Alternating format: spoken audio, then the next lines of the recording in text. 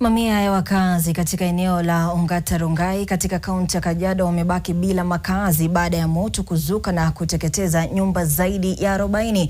Familia zilizoathirika zimetoa taarifa ya kukadiria hasara kubwa kwa kupoteza mali yao, kwani hakuna walichoweza kuokoa katika mkasa huu. Aidha, wamelaumu pakubwa serikali kauntini humo niwe radhi kwa madai kuwa kuchelewa kwa idara ya zimamoto ilisababishwa na barabara mbovu iliyozuia magari ya zimamoto kufika eneo lililoathirika kwa wakati. Kwa jana saa 11 kama tuko kwa nyumba ndio tuliweza kusikia watoto kutoka nje wakipiga nduru, moto kutokea. Napata moto imetapakaa kila mahali, hatukuweza kutoa kitu, tulikuwa na watoto. Moto iliwaka kila mahali, hakuna kitu iliweza kuokolewa. Tunaomba serikali kama venye mheshimiwa amesema kuwekwe barabara.